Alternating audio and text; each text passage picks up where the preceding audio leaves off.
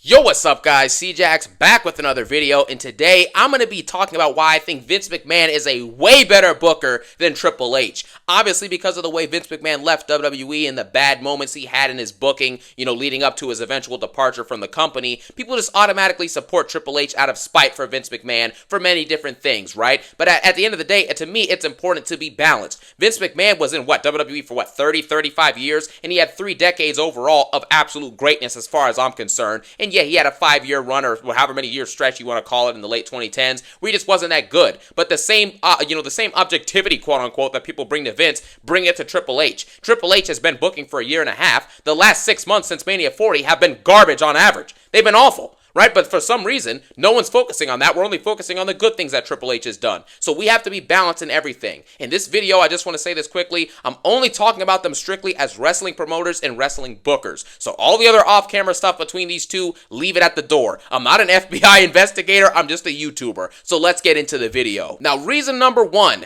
Vince McMahon knows how to build megastars, and Triple H can't build stars pretty much at all. All of the big stars all time, right? For example, like your John Cena's, Stone Cold, The Rock, Undertaker, Roman Reigns, etc. All of these people, whether they were forced as main eventers or not forced, all prevailed with their talents at the end of the day. Roman Reigns was super pushed at the beginning of his singles run in the mid-2010s, and people didn't like it. But you have to look at it like this. If 50% of the crowd is booing Roman Reigns, and 50% of the crowd is cheering Roman Reigns, same thing with John Cena when he was super pushed. If 50% is booing Cena and 50% is cheering John Cena, they both have 100% control of the crowd, therefore making you a superstar. Because whether the crowd loves or hates you, they're 100% invested and interested in what you're doing next, and they want to see what happens with your character and how things unfold. That is how you build superstars. And Vince McMahon knowing how to build stars simply comes down to this point too that no one talks about. John Cena in 2002 was an absolute undercard jobber who was on the verge of being fired. You can go look it up.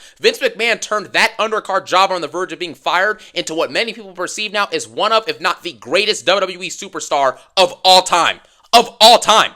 To take, a common analogy that people say, he took lemons and made lemonade. Meanwhile, Triple H has people like Montez Ford, who Montez Ford now, compared to Cena in 2002, the talent gap is absolutely insurmountable. He's so much better than Cena was in 2002. But Triple H still can't even turn Montez Ford into anything above an undercard jobber in the tag division. He has someone like Chad Gable who's got talents and was way better right now than Cena was in 2002, and he can't even make Chad Gable into a decent mid-carder.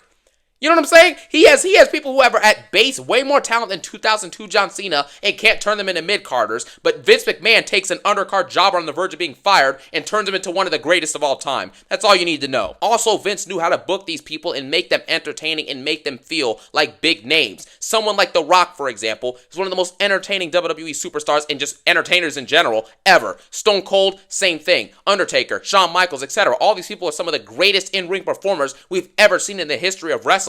This is how you build stars. Whether you force them or not, if the talent is really there, Vince McMahon would book it in a way where the talent was undeniable. It's the same thing with Brock Lesnar when he got to the main roster. Kurt Angle was absolutely incredible and very underrated all time. Things of that nature. Then you look at today's day and age, Triple H has not developed anything. What has he developed? Tiffany Stratton came up from NXT, was good, and she hasn't done anything new since she came to the main roster. She's been Nia Jax's lackey for 4 months. Braun Breaker, same thing. He hasn't really done anything new since coming to the main roster. He's been talented in the ring. He hasn't really cut that many promos because they're not letting him, and he's only been on 2 of the last 5 episodes of Raw. If you're not going to have him on TV, how is he going to develop into being a superstar? It's the same thing with Cody Rhodes. Cody Rhodes developed outside of WWE. Came to WWE. His first feud was booked by Vince McMahon, I'm pretty sure, with him and Rollins. It was a good feud. And then after that, he had him and Roman, which was good. And then after that Mania 39 match, he did absolutely nothing until his feud again with the Bloodline and Rock and Roman for Mania 40. Cody Rhodes hasn't done anything. Gunther, another guy who's a quote-unquote star in today's era. What has Triple H developed about Gunther? Gunther is now a beta who gets beat up by Damian Priest and is scared to talk to Damian Priest and is scared to fight Damian Priest. A guy who we just beat a few months ago. It's like, what are you even talking about at this point? It makes absolutely no sense at this point. Damian Priest, another person who's a quote-unquote star now. He's a jobber. He hasn't done anything. He hasn't contributed anything. And if he left the company tomorrow, and like Damian or Drew McIntyre took his like upper mid-card spot or something like that, it would be the same thing, if not way better. You get what I mean? Bianca Belair, way better booked under Vince McMahon. Her feud with Becky Lynch is probably, in my opinion, the last genuinely great women's feud from start to finish on the main roster in the last few years of WWE. It's just that simple. They did amazing work in the ring, on the mic, in the segments. It was special. Liv and Rhea, for example, their story ran out of gas and became boring after like a month and a half. You know what I mean? It's just that simple. And then you also have to look at the fact that all of the best stars now, like Roman Reigns, Bianca, Rhea, Punk, Seth, Cody, Orton, all of these stars were built under Vince McMahon. All of them. The only exception is Cody Rhodes, who developed and built himself up outside of WWE, so that has nothing to do with Triple H or Vince McMahon. But Drew McIntyre, too, is a top star. He was developed by Vince McMahon as well, which shows you that Triple H hasn't done anything at all. The people he's put into these these top main event positions, have not developed at all. They haven't developed anything, literally at all. And this is why Roman Reigns, like a top star like Roman, his bloodline segments will get like 2 million plus views on YouTube every single week, dang near. And then on Instagram, right, I have the screenshots here. This dude's literally pulling like 3 to 4 plus million views every other video. You get what I'm saying? But Cody Rhodes and Gunther segments will barely get a few 100,000 because Triple H doesn't build stars. He takes what's already there and doesn't expand upon it. So the same viewership and same notoriety that Cody had like a year ago, for example, is going to be remotely close to the same notoriety he has right now. It's the same thing. Then on top of that, you also have to factor in that simply nobody cares about today's current crop of stars because they don't really feel like big names and feel like big stars. We're going to get into that, what I mean about that later, but that's just what it is for number one. So again, to wrap up reason number one, Vince McMahon just simply has a better way of building superstars, and he knew how to find superstars. Triple H, at the other hand, is just looking at people like Street Profits, for example. Montez Ford is extremely talented, a great wrestler, younger, charisma, promo ability, athleticism, all of that stuff, and he's an undercard jobber. Chad Gable can cut promos. He's very good in the ring. Undercard jobber. The list goes on and on and on. Meanwhile, you're pushing bums like the Final Testament, like Gunther, etc. You can't find stars because Triple H doesn't have the mind and the ability and the talent to find superstars. He doesn't have the ability to find that diamond in the rough like Vince McMahon did. It's facts. You can't argue with it, really. It's just what it is. Then the second reason I have. Vince McMahon is simply a way better storyteller than Triple H. This is arguably the biggest reason in this entire video, okay? Now, obviously, the Triple H, the long-term booking, the long-term storytelling makes it so that, like, the big four PLEs, like your WrestleMania, SummerSlam, Royal Rumble, Survivor Series, are typically going to be better than, they were under Vince, for example, under Triple H. Because Triple H is doing these 4 to 5 months, 6 month stories that are all culminating at only these big four PLEs. So, obviously, these big four PLEs are going to have certain elements to them that are a bit better and more fleshed out from the story. And don't get it twisted, just because Triple H is building for the big four PLEs doesn't, outshadow that Vince McMahon was doing amazing stuff on these big PLEs, etc., right? You have, for example, I thought 2014 Survivor Series was great. The early 2000s SummerSlams were great. SummerSlam, honestly, from 2013 all the way to 2015, I thought all those were great. Obviously, WrestleMania 21, WrestleMania 23. I think WrestleMania 28 is one of the greatest Manias of all time. Mania 30, Mania 31. All of these different big moments and big name matches and big time pay-per-views, Vince McMahon did an epic and amazing job with, even without, building up stories for 7 to 8 months, okay? So you don't need to have long-term booking to deliver at these PLEs. But in terms of the average Raw and SmackDown episodes, the weekly television, and certain long-term stories like, Triple H does the Bloodline, which really that's mainly Paul Heyman and Roman Reigns at this point taking over that story. But anyways, weekly shows like Raw and SmackDown suck. They suck. I've been reviewing them for the last few months, every single episode. We've seen it for ourselves. The episodes are absolute and utter garbage. They just are. They're absolute trash. There's nothing special about them. They're repetitive and nonsensical because at the end of the day, even though you're building up a story for 5 or 6 months, you're forced to sit through that 5 or 6 months of the same exact segment playing out over and over and over again. Think about how many similar segments we've gotten with Rhea and Liv. Rhea, I took your title. I took your dime. You have the stuff with Kofi Kingston and Xavier Woods. Kofi, you can't do this, bruh. What you doing, bruh? Like, shut up. Nobody cares. The Judgment Day stuff. Damian, you did this. It's boring. It is boring. It's harder to stay engaged in these storylines like this, stuff with like Punk and Drew, for example, even got stale for a little bit because it's the same segment in the same promo and nothing's changing, right? Same thing with Cody and Kevin Owens. It's the same stuff for the last month and a half. Nothing has changed or developed at all in that story. The only thing that's changed is that Randy Orton got put out for a long period of time, but Randy Orton is not Cody Rhodes. Cody Rhodes is the WWE champion, but Randy Orton is way more interesting and way better than Cody will ever be because Triple H's storytelling isn't conducive for building good stories in the shorter term or mid-term, which is why Raws and SmackDowns now have 3 times less viewership than they did under Vince McMahon on average.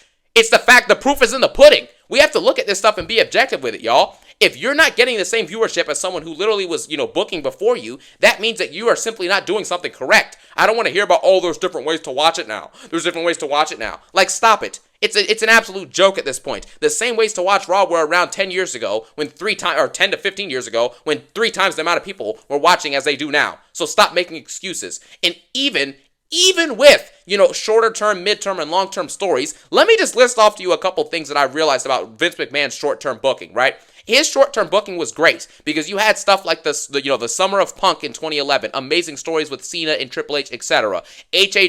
Triple H, I should say, sorry, and Randy Orton in 2009 was an incredible feud. It didn't need 1 year of build-up, but it still was great and had multiple memorable moments. Cena versus Batista in 2010, I thought that was great. The Wyatts versus The Shield versus Evolution, Mark Henry's Hall of Pain run, Brock Lesnar and CM Punk in the summer of 2013, John Cena and Brock Lesnar, the Authority storyline, Cena and The Shield, Cena versus AJ Styles, Roman and Cena in 2021, Seth and Roman in 2022 and in the mid-2010s, and Cody and Seth in 2022. These are all shorter term, like a couple months worth of booking, and you still memorize all of these stories because they're that good. Then even when Vince McMahon wanted to do mid-term booking, it was still great. Daniel Bryan, the story of him and the Yes Movement and leading up to Mania 30, where he beats Triple H, Randy Orton, and Batista on the same night to win the WWE Championship. The Nexus storyline, very interesting. It was engaging. It was kind of a mid-term length story, and it worked out. Even the long-term booking of Vince McMahon, Shawn Michaels and Undertaker,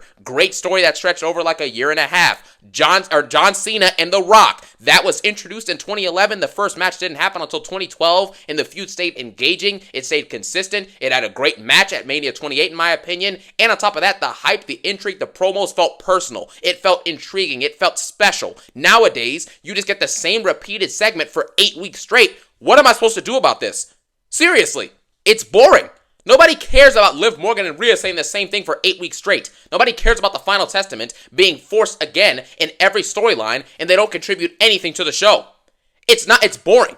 Gunther is boring. Cody Rhodes is boring. It's the same thing. I respect you, I love you, and then nothing changes in the storyline. Also, there needs to be some accounting for the fact that in the Triple H era today, as they call it, no one wrestles, right? So back in the day when Vince was in charge, you would have like Cena or Orton or Triple H wrestling like at least once or twice on TV a month. You get what I'm saying? Rock and Stone Cold is the same thing. They're wrestling on Raw or being on Raw very consistently, right? Nowadays, Cody Rhodes has wrestled, 5 matches on live TV all year? Maybe 6 matches. Gunther's wrestled maybe 5 matches on TV this year. Rhea Ripley's wrestled 2 matches on TV this year. It's like, what are you doing? If your stars aren't going to wrestle on TV, then what's the point of keeping up with these stories? You get what I'm saying? Like, your week-to-week product is just boring and meaningless. Outside of the Roman Reigns or the Bloodline promo, why else am I watching this for? None of the top guys are wrestling, so who cares? You get what I mean? Vince McMahon had the capability of doing short-term booking, which made for interesting Raws and SmackDowns week to week. He had the capability of doing mid-term booking, which makes you engaged to lead up to these big 4 PLEs. And then obviously he had the long-term booking, which again, we're going to touch on this in a little bit, made for bigger name and bigger moments at certain pay-per-views and on certain episodes of Raw.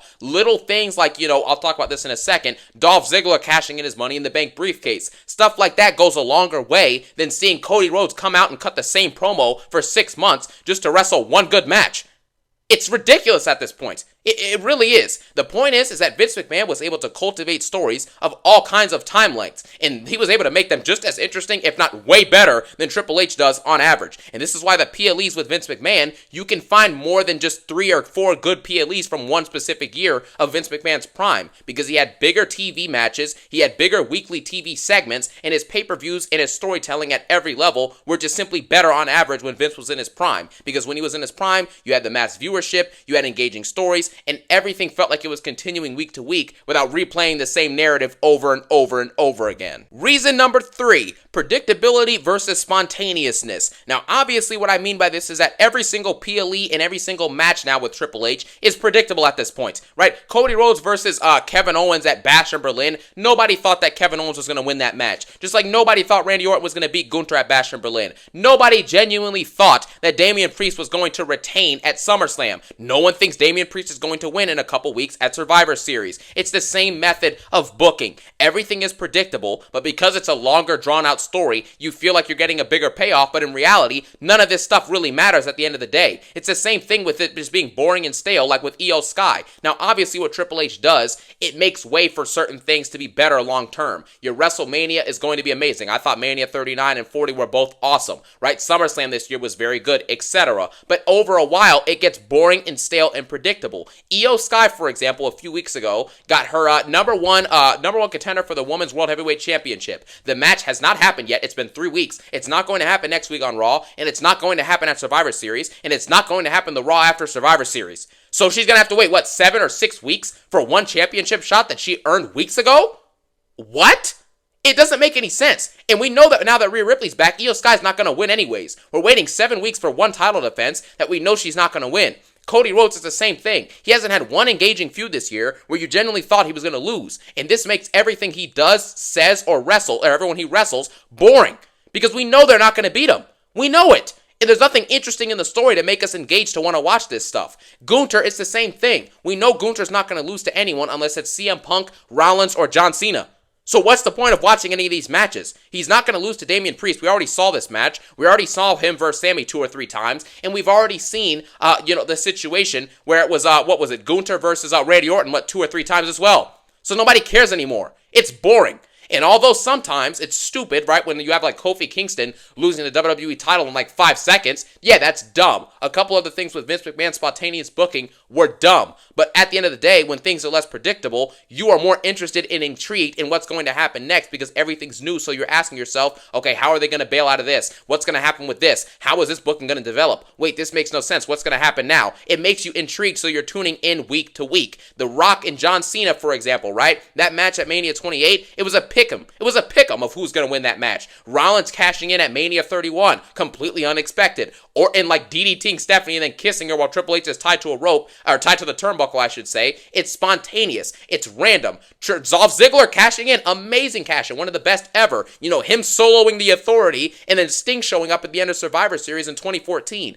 Moments like these are spontaneous and they're absolutely random, but they make for interesting and engaging moments that give you a following like month or 2 of interesting TV because it's like, okay, how are they going to move on from this? What the heck just happened? This is absurd. This is insane. This is ludicrous. That type of stuff in many cases makes for an interesting week-to-week product than just having the same predictable nonsense play out just to lead up to a predictable PLE, just to lead into another predictable PLE, and another one, and another one, and another one, like DJ Khaled. And reason number 4, this is very self-explanatory. Vince McMahon is a way better promoter than Triple H, and he made things like matches, segments, stories, promos, and certain main events feel a lot bigger than main events do right now. Obviously, at Mania 40, the main event with Roman and Cody, and then obviously night 1 with Rock and Roman versus Seth and Cody felt grandiose because you have The Rock involved and you have Roman Reigns involved. The Rock is an absolute megastar globally, so when he's involved with a product that he became a Hall of Famer in, obviously he's going to probably make that story bigger, which is exactly what he did. But when you look back at Vince McMahon's booking,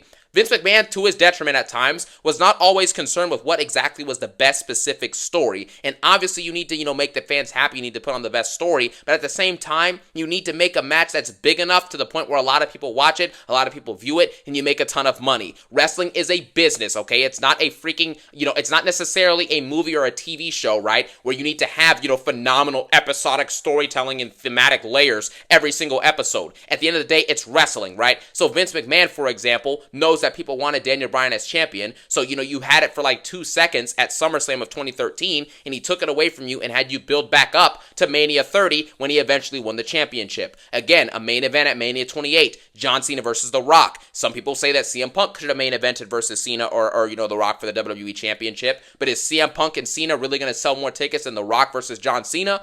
And you're still going to get a good match anyways with Rock and Cena like you did. It was extremely hype. Everyone liked it for the most part. You see what I'm saying? Sometimes you have to trade off certain specific niche story elements that Triple H focuses way too much on. Vince McMahon would trade some of those off for bigger, more main event feel and more impactful moments. And that, in the long run, is what made WWE get these mass amounts of viewership on Raw and SmackDown and get millions of people willing to spend $60 to $70 for every single pay-per-view. If you were to ask 1.5 million people right now to spend $70 on a pay-per-view for this WWE, and your main event for Money in the Bank is Cody Rhodes, Randy Orton, and Solo Sikoa, or Kevin Owens versus Solo Sikoa, Jacob Fatu, and Tama Tonga, no one's buying that. If you were to tell them the main event at SummerSlam is like Rock versus like John Cena, or like, I don't know, CM Punk versus John Cena or something like that back in the day, and then you tell them now that your SummerSlam main event is Cody Rhodes versus Solo Sikoa, no one's spending that $70. No one's doing that. It's stupid. Would you rather see Daniel Bryan versus John Cena in the peak of the Yes movement with Randy Orton potentially cashing in? Or would you rather see Cody Rhodes versus Solo Sikoa? You know what I'm saying? Like, come on now, bro. We got to be real with ourselves. Things felt bigger, they were more impactful, they made more money, and they had more viewership, and things felt more grandiose under Vince McMahon's booking. And the fifth and final reason number 5, Vince McMahon simply had a better roster than Triple H, and this is by his booking, his doing. Triple H is actually responsible, nobody talks about this, but he's actually responsible for the NXT stuff that took place in the 2010s. He was one of the head runners and leaders of that show, right? So when you're bringing up guys like Johnny Gargano, Tommaso Ciampa, Finn Balor, Gunther, etc., and they all get to the main roster and they're glorified mid-card or undercard jobbers, that's on Triple H. He built those stars up, and now he has access to those stars, and they still suck. Meanwhile, Vince McMahon didn't have to worry about NXT and that nonsense because he was too busy cultivating megastars. And we've already been through this. It's a very simple explanation. We can list off the 10 best from Vince's era, and you can see that if all the best people from this current era of wrestling were all built under Vince McMahon. I touched on this earlier, but I'll touch on it again. If you simply have a better roster of superstars to work with that you built up yourself, you are a better booker than the guy who is not building any new superstars and who is still leeching off of some of the stars that you built yourself. It's a very simple process to think about. Brock Lesnar, Cena, Taker, Orton, Shawn Michaels, Stone Cold Steve Austin, list goes on, Roman Reigns, etc. All of these superstars cultivated and built under Vince McMahon. Meanwhile, right now, what stars has Triple H built? What has he built? What top 8 can he bring against that era of stars? None. Absolutely none. Heck, Chris Jericho, Kurt Angle, right, upper mid-carders in Vince McMahon's era are light years better than 99.9% of the roster now. The only 0.01% or the 0.1% at this point is Roman Reigns. That's it. That's literally it. Everyone else, they're leaps and bounds above and better than. That's literally it. So it's just not even close. So at the end of the day, Vince McMahon is a way better booker than Triple H. He's a way better promoter than Triple H. And even though I know a lot of people want to focus on 5 or 6 bad years from Vince McMahon, you have to focus on the totality of his entire career. And if you look at the 30 to 35 year run that he had, he was absolutely spectacular for 80% of it. And he wasn't good for 20% overall, but that doesn't matter. Things like that, you can't focus on little niche aspects. You're not always going to have it 100% perfect every time. But the problem is that Triple H has only had 2 years and he's already been bad for half of it. So we're already off to a bad start. You know what I'm saying? If Vince McMahon goes 30 out of 35 and Triple H is already 1 for 2, then he's on pace to go like 18 for 35 or 17 for 35. And that's not a good track record as far as I'm concerned. Let me know what you think about this video. Let me know who you think is a better booker between Triple H and Vince McMahon. And as always, I hope you guys have a phenomenal day. Peace out.